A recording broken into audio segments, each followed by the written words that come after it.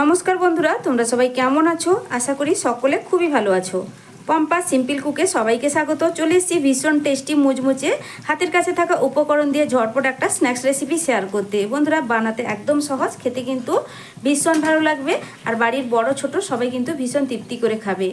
একদম হেলদিভাবে কিন্তু বন্ধুরা বানিয়ে দেখাবো। সবার প্রথমে একটা মিক্সিং বোল এখানে নিয়েছি। এবার বোলের মধ্যে দিয়ে দিচ্ছি একটা মিডিয়াম সাইজের বাটির মাপ ধরে 1 বাটি আটা। তারপরে দিয়ে দিচ্ছি স্বাদ মতো লবণ, হাফ চা চামচের থেকে একটু কম পরিমাণ এখানে জোয়ান দিয়ে দিচ্ছি। আর জোয়ানের ফ্লেভারটা বন্ধুরা ভীষণ সুন্দর হয় এই রেসিপিতে। আর জোয়ানটা হাতের তালুতে একটু ঘষে দিবে, তাহলে কিন্তু ভীষণ সুন্দর ফ্লেভার বের হবে। এবার দিয়ে দিলাম 1 টেবিল চামচ রিফাইন্ড অয়েল, আর একটু কিন্তু সামান্য দেবো, মানে এখানে প্রায় 1.5 টেবিল চামচ রিফাইন্ড অয়েল লাগবে, তাহলে দেখবে অনেকটা মুচমুচে খাস্তা তৈরি হবে।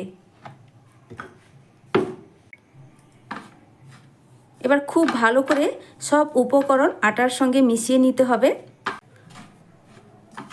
আমি আটা দিয়ে আজকে এই স্ন্যাক্স রেসিপিটা বানিয়ে দেখাচ্ছি, তবে তোমরা চাইলে এখানে আটা ময়দা সমপরিমাণও ব্যবহার করতে পারো, কিংবা শুধুমাত্র চাইলে ময়দা দিয়েও রেসিপিটা বানানো যায়।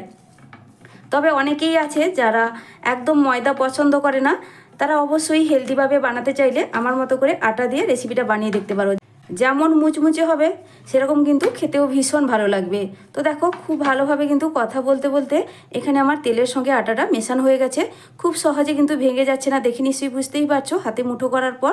আর দেখবে এইভাবে একটু চাপ দিলে তবে গিয়ে এটা ভাঙছে, তার মানে খুব ভালোভাবে ময়ান দেওয়া হয়ে গেছে। এবার অল্প অল্প করে জল দিয়ে এখানে একটা আটার সুন্দর ডো রেডি করব। জলটা কিন্তু বন্ধুরা অল্প অল্প করে দিয়ে বারে বারে দিতে হবে। আর এখানে ডোটা নরম করে কিন্তু মাখলে হবে না, একটু টাইট রেখে ডোটাকে রেডি করে নেব।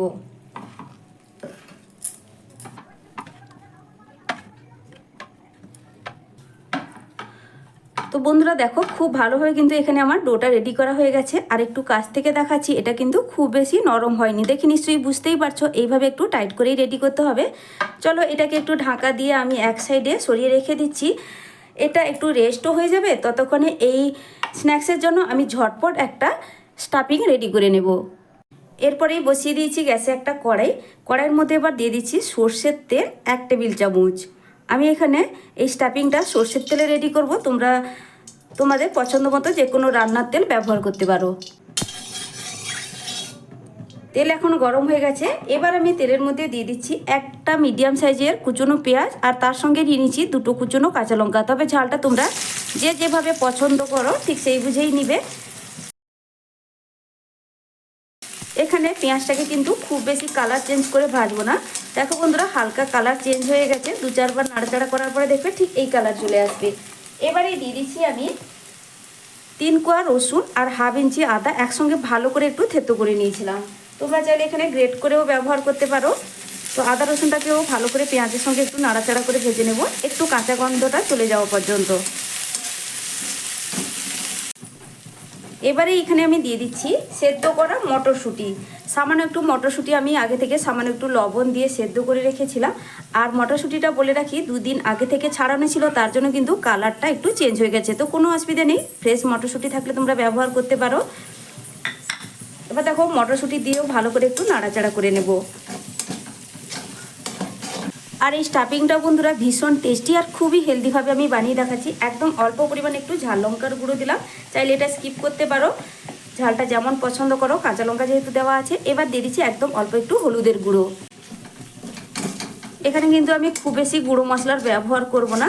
তো লঙ্কা গুঁড়ো হলুদ গুঁড়োটা ভালো করে মিশিয়ে নেওয়া হয়ে গেছে। এবারে দিয়ে দিচ্ছি আমি এখানে একটা মিডিয়াম সাইজের সেদ্ধ করা আলুটাকে হাতে ভালো করে একটু ম্যাশ করে রেখেছিলাম আগে থেকে।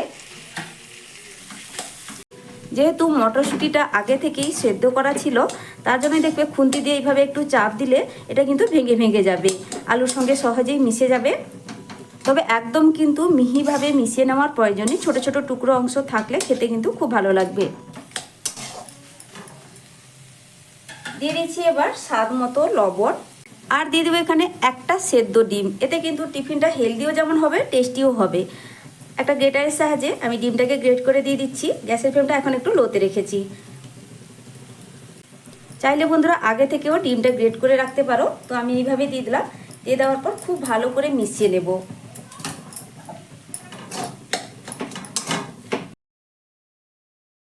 আমার এখানে পুর বা স্টাফিংটা একদম রেডি হয়ে গেছে। সব শেষে সামান্য একটু গরম মশলা ছড়িয়ে দিয়ে মিশিয়ে নেব। আর কিন্তু এখানে আলাদা কোনো কিছু ব্যবহার করছি না। তোমরা চাইলে এখানে ধনেপাতা কুচিটাও ব্যবহার করতে পারো। তো দেখো খুব ভালো করে এখন মেশানো হয়ে গেছে। গ্যাসের ফ্লেম বন্ধ করে দিয়েছি। এবার এটাকে একটা পাত্রে তুলে নেব একটু ঠান্ডা করে নেওয়ার জন্য। এবার আগে থেকে যে আটার ডোটা ঢাকনা দিয়ে রেখেছিলাম, ঢাকনা সরিয়ে নিয়ে ভালো করে একবার মেখে নিতে হবে। তারপরে এখান থেকে আমি লেচি কেটে নেব।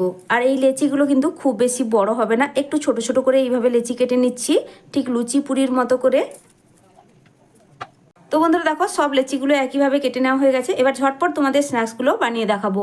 নিয়েছি এখানে একটা বেলন চাকি আর সামান্য একটু তেল কিন্তু এর উপরে আমি লাগিয়ে দিচ্ছি। প্রথমে এইভাবে একটু তেল লাগিয়ে দিতে হবে, আর এরপরে কিন্তু তেল লাগানোর প্রয়োজন নেই। তারপরে একটা লেচি নিয়ে হাতে সাজে একটু গোল পাকিয়ে নিলাম, দিয়ে এটাকে একটু লম্বা লম্বি করে প্রথমে কিন্তু বেলে নিতে হবে।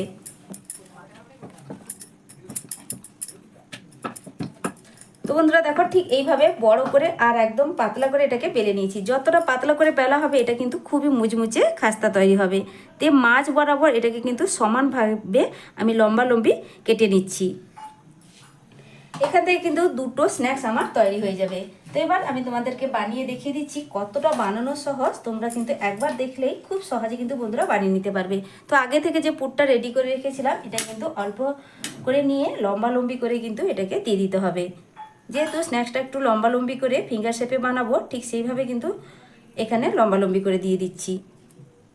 এই পুর বা স্টাফিংটাকে যদি এইভাবে লম্বা লম্বি করে আগে থেকে তৈরি করে রাখা যায় তাহলে কিন্তু ঝটপট বানানো হয়ে যাবে। তো দেখো দুটোর উপরেই আমি এইভাবে দিয়ে দিলাম। যেহেতু রোলের মতো করে এটাকে আমি তৈরি করে নেব, তার জন্য কিন্তু এইভাবে দুপাশটা জল লাগানোর জন্য একটু ফাঁকা রাখতে হবে। পুরোপুরি করে বেশি করে পুর দিতে যাবে না।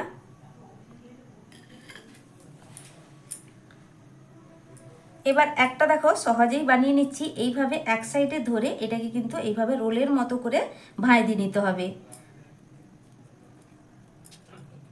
এইভাবে একটু টান দিয়ে এটাকে একটার উপর আরেকটার আমি চাপিয়ে দিচ্ছি। আটার যে পাটটা সেটা কিন্তু এইভাবে একটার উপর আরেকটা একটু টান দিয়ে ভাঁজ দিয়ে দিচ্ছি। খুব সহজে কিন্তু জল লাগানো আছে, সেট হয়ে যাবে। একটা কিন্তু সুন্দর আমি দেখো তৈরি করে নিয়েছি। ঠিক এইভাবে করে একটা পাটের উপর আরেকটা চাপিয়ে দিতে হবে। আর একটাও ঝটপট দেখিয়ে দিচ্ছি।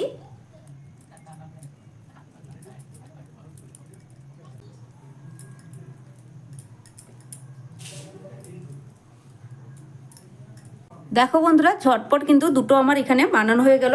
এবার সাইডের অংশগুলো একটু কেটে দেব, তাতে কিন্তু দেখতে বেশ ভালো লাগবে।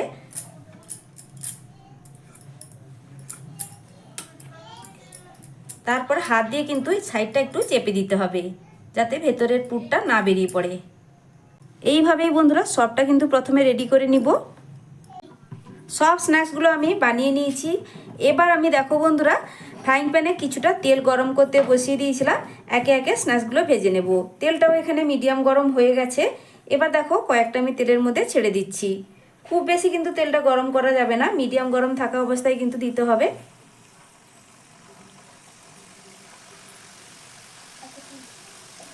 যেহেতু আটা দিয়ে স্ন্যাক্স তৈরি হয়েছে বন্ধুরা, একটু বেশি পরিমাণে একসঙ্গে কিন্তু ভেজে নেওয়া যাবে, কোনো রকম অসুবিধে হবে না। এগুলো ভাজার জন্য কিন্তু বন্ধুরা খুব বেশি তেলের প্রয়োজন হয় না। দেখো আমি কিন্তু একদম ডোবা তেলে এগুলো ভাজছি না।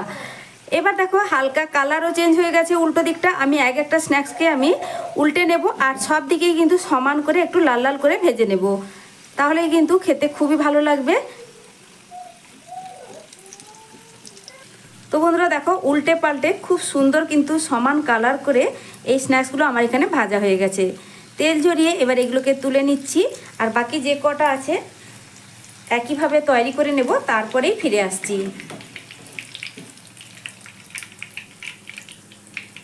দেখো বন্ধুরা সবগুলোই তৈরি করে নেওয়ার পর আমি এখানে একটা প্লেটে সাজিয়ে নিয়েছি। দেখতে কতটা লোভনীয় লাগছে, দেখতেও যেমন সুন্দর, খুবই মুচমুচে খাস্তা। আর অবশ্যই বন্ধুরা বাড়িতে বানিয়ে খেয়ে দেখবে, তারপর কিন্তু আমাকে কমেন্ট করে জানাবে রেসিপিটা তোমাদের ঠিক কেমন হলো। তো বন্ধুরা আজকের মতো আসছি, ফিরে আসবো নতুন এক রেসিপি নিয়ে। তোমরা সকলে ভালো থেকো, সুস্থ থেকো। আর এতক্ষণ পর্যন্ত আমার রেসিপিটা দেখার জন্য অসংখ্য অসংখ্য ধন্যবাদ আমার সকল বন্ধুদেরকে। আর একটা ভেঙেও দেখাচ্ছি ভেতর থেকে কতটা পারফেক্টভাবে তৈরি হয়েছে। আর শব্দটা শুনে নিশ্চয়ই বুঝতেই পারছো কতটা মুচমুচে খাস্তা হয়েছে। আটা দিয়ে বানানো হয়েছে, কিন্তু কেউ দেখলেই বুঝতে পারবে না, বাচ্চা বড় সবাই খুব পছন্দ করবে। সকলে ভালো থেকো, সুস্থ থেকো।